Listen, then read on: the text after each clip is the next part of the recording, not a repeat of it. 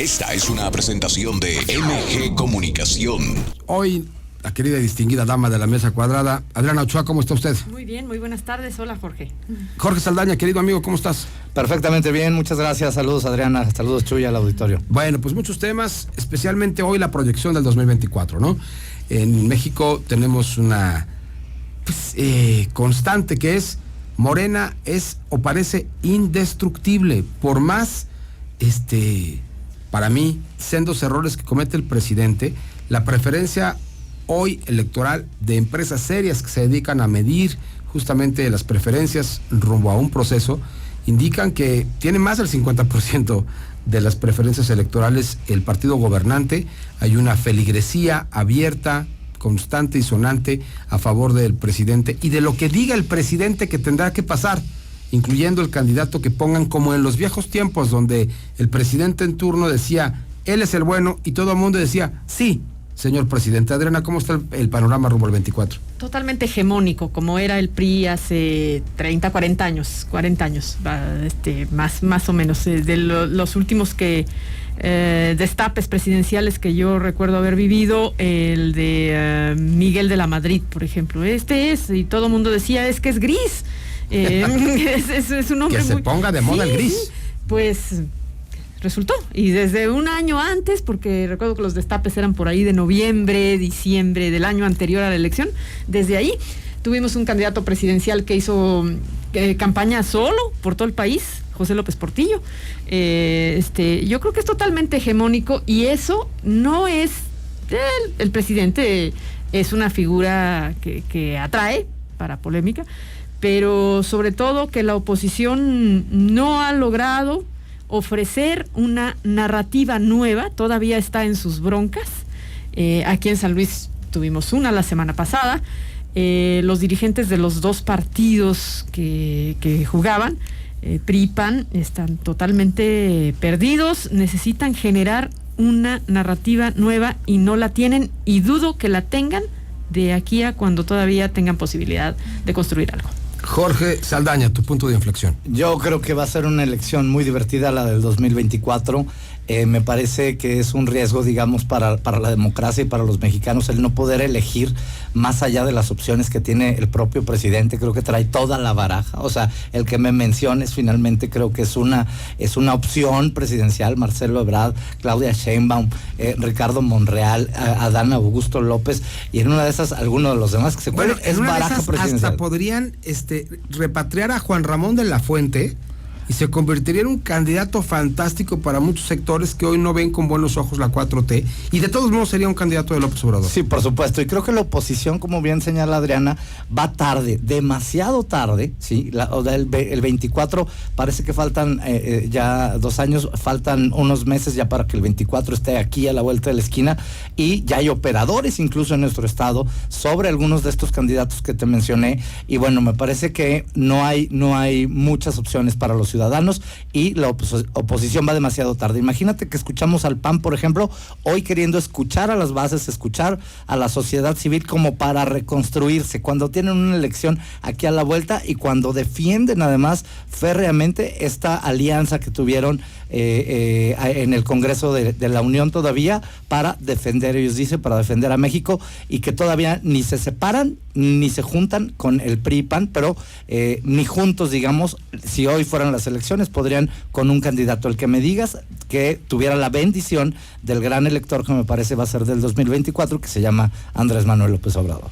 Damos una pausa rápido y regresamos para darle con toda esta gran mesa que hemos convocado hoy, Adriana Ochoa, Jorge Saldaña, con su servidor, después de la pausa. Viene un tiempo complejo para los partidos políticos. Estamos ubicados en esta ruta al 2024, pero hoy justamente andan todo el mundo haciendo alaraca aquí de la encuesta de Mitofsky de alcaldes.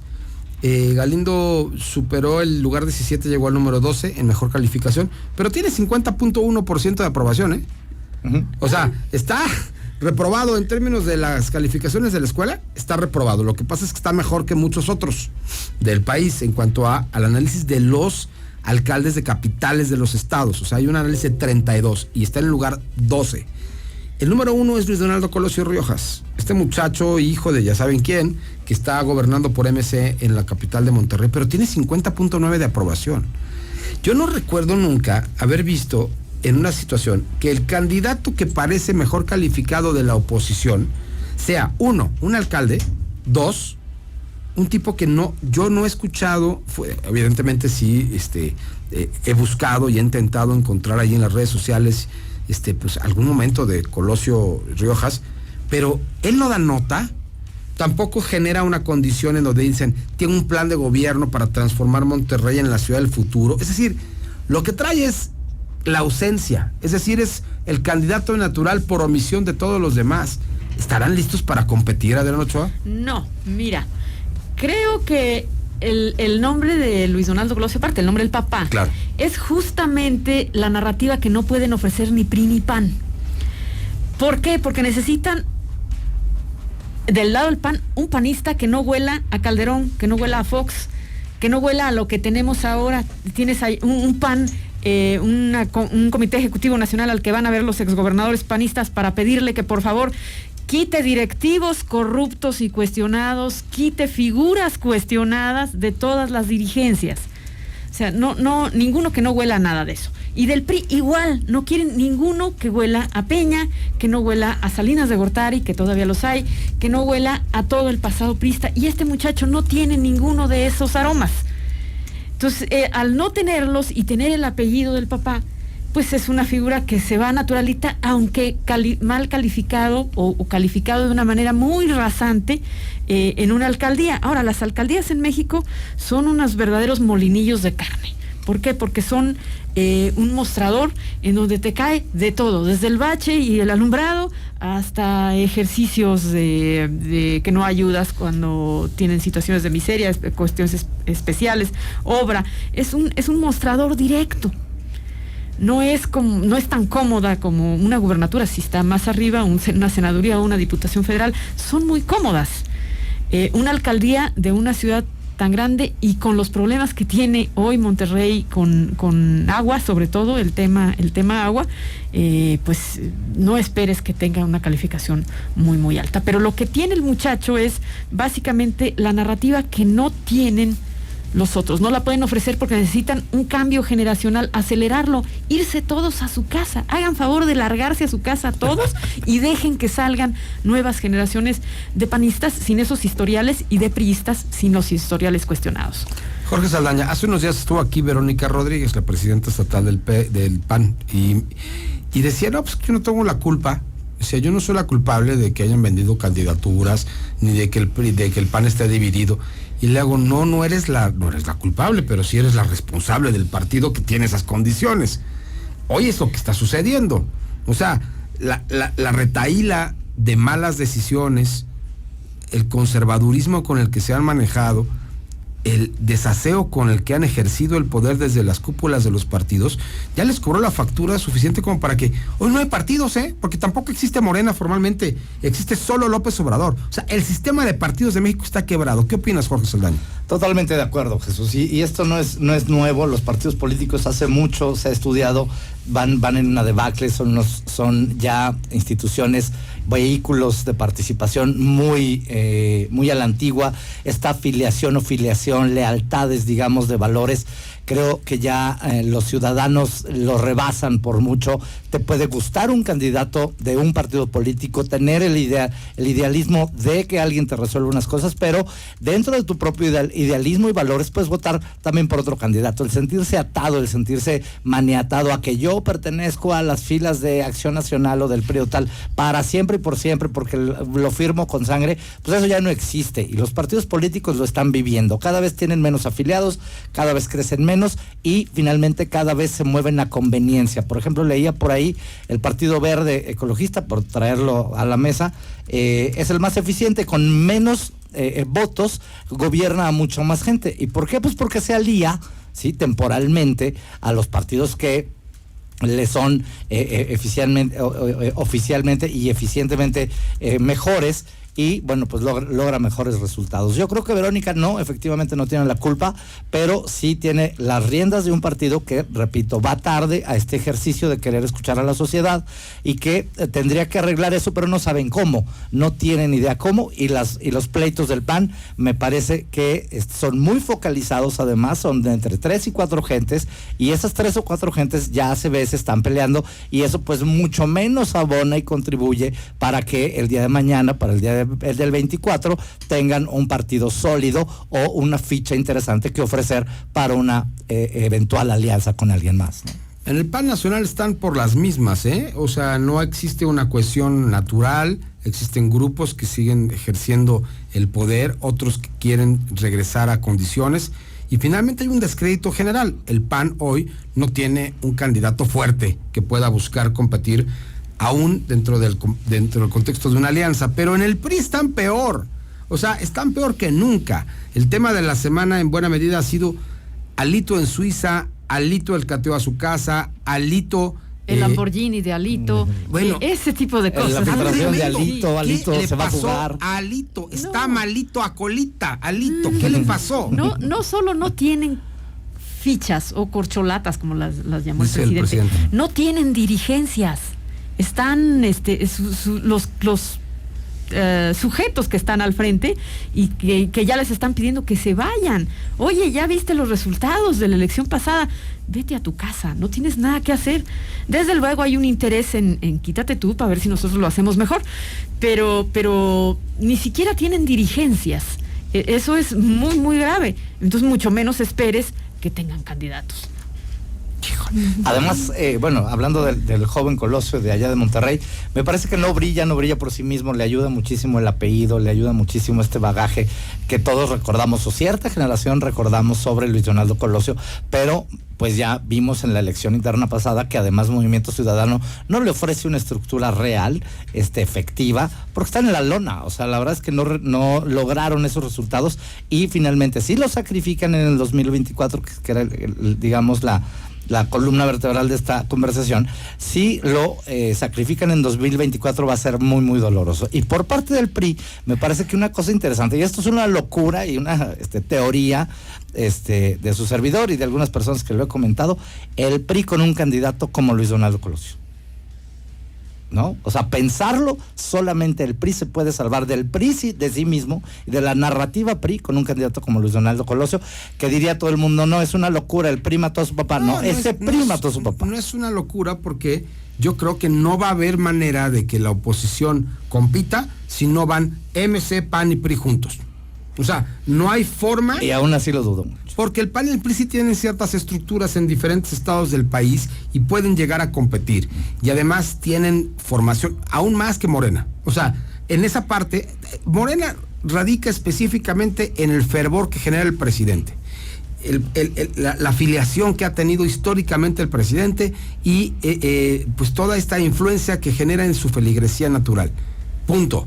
Morena como partido realmente no funciona más que como, en los viejos tiempos, la cargada de los gobiernos morenistas que generan condiciones de asistencia social y de movimientos desde las entidades gubernamentales. Y de terror también. Ah, no, claro. ¿A quién le entra? O sea, todos los del PRI, por ejemplo, que es el gobierno que le entrega a López Obrador, han estado por el filito todo el tiempo, con el miedo de que le saquen los expedientes. Y si tú te has fijado, la justicia ha sido muy selectiva en este sexenio. Tenemos una fiscalía que da vergüenza. O sea, con el señor Gertz Manero al frente, debería de estar en la cárcel el señor. Pero también es el miedo, no se avientan. Y también es han ido aglutinando fuerzas de cada estado, tienen esa habilidad de ir aglutinando. No creo tanto, sí, el presidente es muy popular, pero también el tener la bolsa de la despensa y tener el garrote de la fiscalía en la mano ayuda bastante. Además les da una salida. Fíjate, y finalmente si fue una estrategia, fue una gran estrategia, mandar a MC como esta gran opción para que los priistas y panistas se salieran de su partido, los desactiven, los dejen la lona, se vayan a MC, y finalmente MC no es nada. Entonces todos desactivados, divide, señores. Y vencerás. Divide y vencerás, y entonces pues a ver quién le entra, ¿no? No, y además, en términos prácticos, le duela a quien le duela, MC es una opción electoral hipermoderada. Ya fracasó el gobierno de Jalisco. Hoy tiene, Enrique Alfaro tiene unas calificaciones tremendamente bajas. Y bueno, Samuel García creo que lleva 6 meses y hoy es el peor gobernador de este país en todos los sentidos. El tipo es un discapacitado mental. O sea, perdón, pero el tipo no le entiende a la O por lo redondo. Y lo demuestra además, ni siquiera tiene pudor.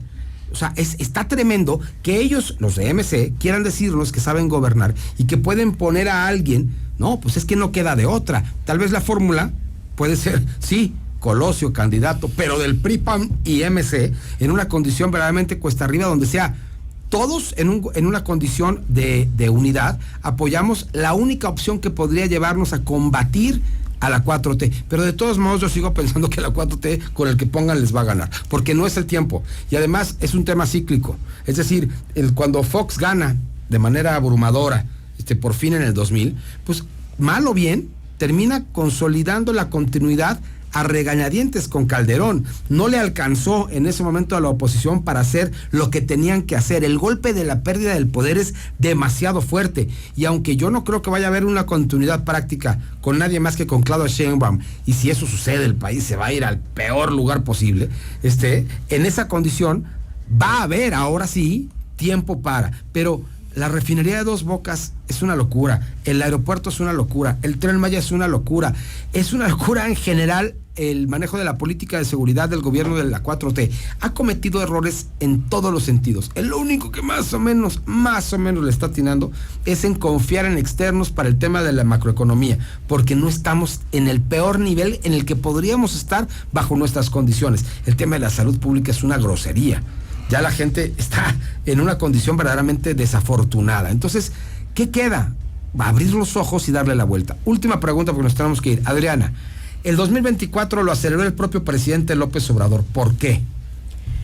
Desde luego para ganar todo el cuento de la sucesión. Lo maneja él, lo controla él. Es el dueño de la narrativa. Así es, totalmente. Y hasta se permite cosas que son un verdadero chiste. Sí es cierto, tiene lo que él llama sus corcholatas fuertes, Sheinbaum, que es su hechura, Adán Augusto, pero hay algunas que, por ejemplo, Rocío Nale, pero ¿en qué cabeza cabe? Por Dios. O sea, no, definitivamente no, pero se da el gusto de poner, les va otra y otra y otra, va a terminar sacándonos hasta el del que le abre y le cierra la puerta de la oficina todas las Nico, mañanas. ¿no? Sí, Que eso sí es un reciclaje de los tiempos de los tapados, ¿eh? O sea, ¿se acuerdan? Sí, claro. Antes los presidentes de México, los más chavos no lo saben, pero tenían 6 o 7 fichas literal, como él decía ahora, corcholatas, eran lo mismo, así les dicen en algunos estados, fichas a las tapas de los refrescos. ¿Por qué? Pues porque eran con las que jugaban en la mesa, y entonces lo que jugaban en la mesa era la sucesión. El propio Salinas de Gortari era, creo que el 5º tapado de Miguel de la Madrid en la última sucesión, así de abierta, ¿no? Eran 6, sí, recuerdo que eran 6. Sí, Miguel, Abelar, González Abelar, Manuel Bartlett, Alfredo del Mazo, Lozoya Padre. Lozoya Padre, sí. ¿Quién es el otro? Alfredo del Mazo sí era el que con él el que era se el que equivocaron, parecía era que el que iba a parecía que iba a ser, sí. Sí. Es tremendo. Sí. Pero bueno, Sergio García Ramírez. Era Procurador General de la República, por supuesto. A ver, en ese contexto, Jorge, ¿tú crees que este momento de tanto adelanto no termine por desgastar a la 4T cuando lo único que tiene es el presidente? Yo creo que es una auscultación larga y es una temporada de apapachos en los 22 estados que creen sus aliados. Este apapacho que vimos con la visita de Adán Augusto aquí a San Luis Potosí es levantarle la mano y bueno, darle toda la razón al gobernante. Creo que lo harán en los 22 estados y es adelantar la auscultación de con quién voy a contar. Miren lo que tienen los demás y vamos a jugar con el ganador, ¿no? Y dejarle en claro a la nación quién lleva de gane. Esto de mandar nombres también creo que es parte del juego. Adán Augusto hasta hace un año era tapado finalmente. Creo que ya algunos analistas empezaron a verlo de un año para acá, que puede ser una de las cartas fuertes incluso, para que además no se peleen Sheinbaum y Ebrard y no rompa Monreal, ¿no? Pero aún así rompiendo, me parece que todos jugarían a lo mismo. Entonces, para cerrar aquí el tema, creo que este adelantamiento se debe a eso, a un auscultar rápido y además a tener un gran cuento, como dice Adriana, una gran narrativa paralela a todos los problemas que luego en los últimos años de tu administración se te están juntando, que no resolviste finalmente del todo, o no vas a inaugurar el Tren Maya, no se estuvo de acuerdo la gente con Dos Bocas, no te ha funcionado ciertos programas estructurales como la salud y tan básicos como la de la seguridad, pero finalmente tienes a la gente distraída en pensar ya quién viene en 2024, ¿no? Y eso le funciona perfecto a Andrés Manuel y lo sabe manejar, bueno, como nadie, ¿no? Pues esta es la mesa, fantástica como siempre, querida Adriana Ochoa, te leemos el domingo en La Cábala. Gracias. Y Diario Impulso. Gracias por todo, Jorge. Gracias, te leemos en la orquesta. Mañana. Sí. Okay. Mañana.